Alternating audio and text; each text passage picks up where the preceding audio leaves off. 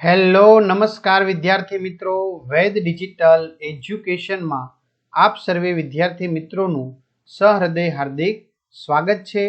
આજે આપણે ધોરણ 11 અર્થશાસ્ત્ર, એ ચાહે કોમર્સ હોય કે આર્ટ્સ હોય, બરાબર, બંને પ્રવાહના વિદ્યાર્થી મિત્રો માટે કોમન વિષય છે, તો એનું વાર્ષિક પરીક્ષા 80 ગુણના પેપરનું સોલ્યુશન જોવાના છીએ।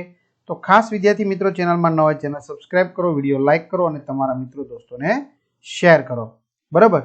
તો ચાલો આપણે જોઈએ વિકલ્પ। ઓઇકોનોમિકા પુસ્તક કોણે લખ્યું હતું? એરિસ્ટોટલે। અર્થતંત્રમાં વ્યાપક નિરાશામાંથી આપમેળે ખરીદી માટેનું વાતાવરણ સર્જાય તેને શું કહે છે? સુધારણા। કિંમત અને માંગ વચ્ચે કેવો સંબંધ છે? વ્યસ્ત। માંગની મૂલ્ય સાપેક્ષતાના કેટલા પ્રકારો હોય છે? 5। ઘણા બધા વિદ્યાર્થી મિત્રોની કમેન્ટ આવે છે કે સર અમારાના વિડીયો જોવાય તો ભાઈ સરસ મજાના સવાણી સરના વિડીયો છે જ, એ તમે જોઈ શકો છો। તેમજ 11 કોમર્સ માટે ઉપયોગી સરસ મજાના 21 થી પણ વધુ પ્રશ્નપત્રોનું સોલ્યુશનો, આર્ટ્સના હોય તો 28 થી પણ વધુ પ્રશ્નપત્રો સોલ્યુશનો, તેમજ ઇકોનોમિક્સ ગુજરાતીના વિડીયો લેક્ચર, આર્ટ્સના બધા વિષયના સ્વાધ્યાય આપણી વેદ ડિજિટલ એજ્યુકેશન નામની એપ્લિકેશનમાંથી તમને મળી જશે, જે ગૂગલ પ્લે સ્ટોર કે જ્યાંથી આપણે ગેમ ડાઉનલોડ કરીએ તો ત્યાં જઈને ડાઉનલોડ કરો, ઓપન કરશો, પેજ ખોલ્યામાં તમારો પોતાનો મોબાઈલ નંબર નાખો, સેન્ડ ઓટીપી કરો, પેડ કોર્સમાં જશો એટલે ધોરણ 11 માં તમે સરસ મજાના પ્લાન મેળવી શકશો, 3 થી 12 મહિનાના વિડીયો મેળવી શકશો। ચાલો, પુરવઠાને અસર કરતા પરિબળો કેટલા છે? 5। MCN બરાબર TCN માઇનસ TC ક્વેશ્ચન, તો કેટલા આવશે? n-1।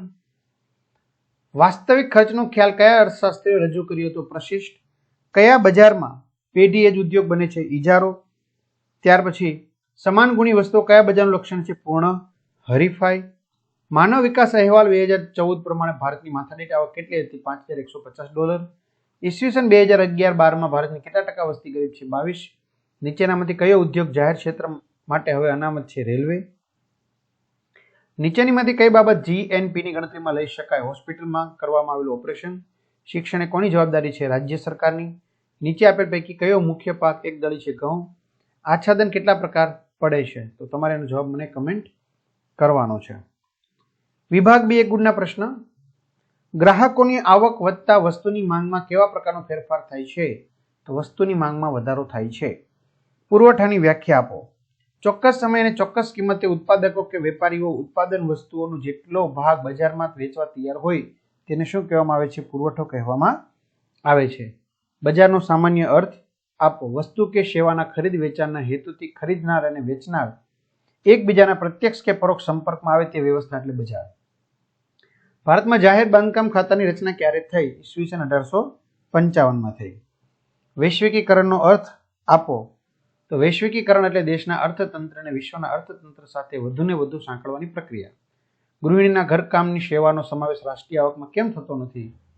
તો ગૃહિણીના ઘરકામની સેવાનું નાણાકીય મૂલ્ય માપી શકાતું નથી, તેથી તેનો સમાવેશ રાષ્ટ્રીય આવક છે એમાં થતો નથી। ખ્યાલ આવે છે? ઓકે, આગળ વધીએ વિદ્યાર્થી મિત્રો આપણે। મહેસૂલી આવક કોને કહેવાય? સરકારને આવક વેરો, મિલકત વેરો, આ ઉપરાંત બક્ષિસ વેરો, આબકારી, જકાત વગેરેમાંથી થતી આવક મહેસૂલી આવક છે। વનસ્પતિના મુખ્ય 2 વર્ગો કયા છે? એકદળી અને દ્વિદળી। વિભાગ C 2 ગુણના તમારે 9 પ્રશ્ન લખવાના છે, બરાબર, તો કઈ ચિંતા કરવાની જરૂર નથી। આર્થિક પ્રવૃત્તિ અને બિન આર્થિક પ્રવૃત્તિના ઉદાહરણ આપો। તો વિદ્યાર્થી મિત્રો, આ PDF તમે વાંચન માટે મેળવી શકો છો અથવા વિડીયો પોઝ કરીને તમે લખતા જઈ શકો છો। વસ્તુઓ અને સેવાનો અર્થ ઉદાહરણ સાથે સમજાવો। અર્થશાસ્ત્રમાં કઈ વસ્તુઓને વપરાશી વસ્તુઓ તરીકે ઓળખવામાં આવે છે? ખાનગી વસ્તુ અને જાહેર વસ્તુના તફાવતના 2 મુદ્દા જણાવો। સમયનો ટૂંકો ગાળો એટલે શું? કિંમત ભેદભાવનો અર્થ સમજાવો। ત્યાર પછી અંગ્રેજ શાસન દરમિયાન ભારતીય ઉદ્યોગો બરબાદ થયા સમજાવો। વિદેશી સંસ્થા કે મૂડી રોકાણ સમજાવો। GST, CGST, SGST, UTGST અને IGST ના પૂરા નામ આપો। GST ના કેટલા ભાગ પડે છે અને કયા કયા? ત્યાર પછી કૌટિલ્યના મતે શહેરોનો વિકાસ કેવી રીતે કરવો જોઈએ? જીવામૃતના ફાયદા જણાવો। વિભાગ D અર્થશાસ્ત્ર વિશેનું મહત્વ સ્પષ્ટ કરો। સંપત્તિના પ્રકારો જણાવી રાષ્ટ્રીય સંપત્તિ, આંતરરાષ્ટ્રીય સંપત્તિનો ખ્યાલ ઉદાહરણ આપી સમજાવો। પુરવઠાના નિયમના અપવાદો જણાવો। વૈકલ્પિક ખર્ચના માપનની મુશ્કેલીઓ જણાવો। અસ્થિર ખર્ચનો અર્થ આપી આકૃતિ દ્વારા તેની સમજૂતી આપો।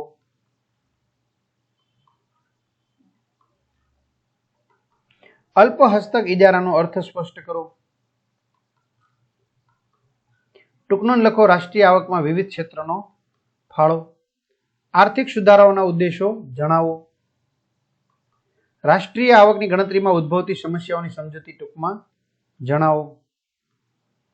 વિભાગી 5 ગુણના કોઈ પણ 4 લખવાના છે. વ્યક્તિગત માંગ, બરાબર, અને બજાર માંગની સમજૂતી આકૃતિ સહ આપો. માંગના નિયમને અનુસૂચિ અને આકૃતિની મદદથી સમજાવો. માંગના નિયમો, બરાબર, તો આપણે એ સમજાવવાના છે. ત્યાર પછી પુરવઠાને અસર કરતા પરિબળોની વિગતે ચર્ચા કરો. ત્યારબાદ અલ્પ હસ્તક ઇજારાના લક્ષણો સમજાવો. રાષ્ટ્રીય આવક માપવાની ઉત્પાદન પદ્ધતિ સમજાવો. વસ્તુ અને સેવાઓ કરનું અમલીકરણ વિગતવાર સમજાવો. ગાંધીજીએ રજૂ કરેલ ટ્રસ્ટીશીપ વાલીપણાનો સિદ્ધાંત વિગતે સમજાવો. તો આ રીતે વિદ્યાર્થી મિત્રો સરસ મજાના સોલ્યુશનની આપણે ચર્ચા કરી. તો પેપર સેટ છે તમે એપ્લિકેશનમાંથી મેળવી લેજો ને. ધોરણ 12 કોમર્સ કે આર્ટ્સ, ગુજરાતી અને ઇકોનોમિક્સના વિડીયો લેક્ચર છે એ પણ તમે વેકેશનમાં જોઈ શકશો. અને હા, આર્ટ્સના તમામ વિષયના સ્વાધ્યાય વિડીયો પણ છે, બરાબર. તો તમારા મિત્રો દોસ્તોને જાણ કરજો. ચેનલમાં નવા ચેનલ સબસ્ક્રાઇબ કરજો, વિડીયો લાઇક કરજો. અસ્તુ. જય હિન્દ, જય ભારત.